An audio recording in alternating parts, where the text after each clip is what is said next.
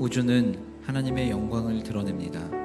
광대한 우주 속에서 인간은 그저 먼지나 다름없습니다. 하지만 인간은 동시에 하나님의 마음속을 꽉 채우는 존재입니다. 시편 기자가 느꼈던 경이감을 우리도 느껴야 합니다. 하나님은 도대체 왜 인류를 보살펴 주시는 걸까요? 우리를 그분의 형상대로 지으시고 충실한 일꾼 삼으셔서 친히 창조하신 세상을 다스리게 하셨기 때문입니다.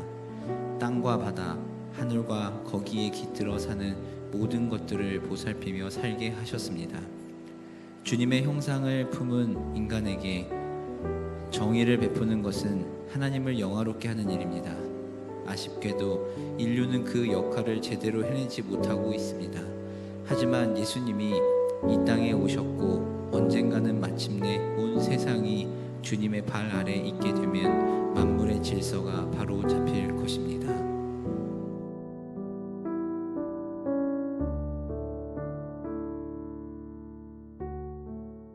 할렐루야. 1월 12일 아침입니다. 오늘은 시편 8편에 있는 말씀을 가지고 놀랍고 근사한 보살핌이라는 제목으로 함께 나누도록 하겠습니다. 시편 8편은 하나님의 영광을 찬양합니다. 그리고 시편 8편은 하나님이 우리 인간들을 얼마나 놀랍고 멋지게 만들어 주셨는지를 또 알려주고 있습니다. 시편 8편에 보게 되면은요, 4절입니다. 사람이 무엇이기에 주께서 그를 생각하시며 인자가 무엇이기에 주께서 그를 돌보시나이까. 시인은 인간의 존재가 얼마나 미약하고 미천한지 너무 잘 알고 있었습니다. 그런데 그의 반면에 하나님께서 그런 미천한 사람을 보살펴 주신다는 겁니다. 그러면서 얼마나 하나님이 사람을 생각하시는지에 대해서 시인은 고백합니다. 5절 말씀입니다. 그를 하나님보다 조금 못하게 하시고 영화와 종기로 관을 씌우셨나이다. 하나님께서 인간을 창조하시고 나서 인간을 창조하실 때 보면 하나님보다 조금 모자라게 만들어 주셨다고 합니다. 신이신 하나님보다 조금 모자라게 만들었다. 이거 얼마나 대단한 일인가요? 정말 놀랍고 근사한 일이 아닐 수 없습니다. 우리가 이것을 알 수 있는 것은요, 인간을 창조할 때 하나님이 우리를 어떻게 만드셨죠? 하나님의 형상대로 만들어 주셨다는 겁니다. 하나님의 형상대로 만들어 주시고, 그리고 우리로 하나님께서 직접 만드신 하나님의 창조 세계를 다스리고 통치할 수 있는 권한을 주셨다는 겁니다.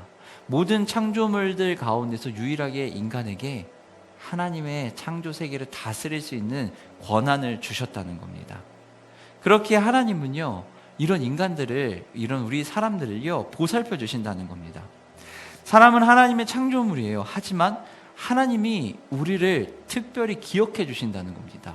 단지 우리가 일꾼이고 단지 우리가 피조세계를 다스리는 그런 중간 관리자로서만 하나님이 우리를 만드시고 특별하게 여기신 게 아니라 하나님은 우리를 특별하게 생각하시기 때문에 우리를 기억하신다는 겁니다.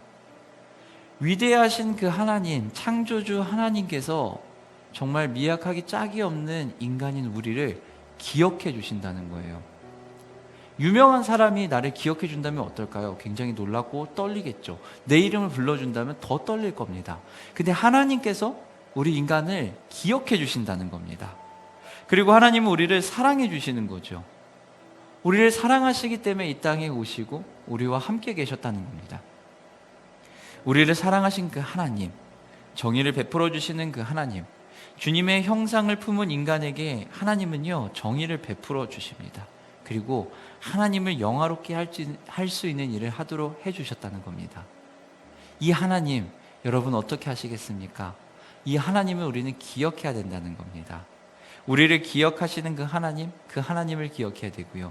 우리는 또한 하나님을 기억하며 살아가야 한다는 것입니다. 오늘의 묵상 한 줄입니다. 우리를 사랑하시고 우리를 기억하시는 그 하나님을 기억하며 오늘 하루를 사시길 바랍니다.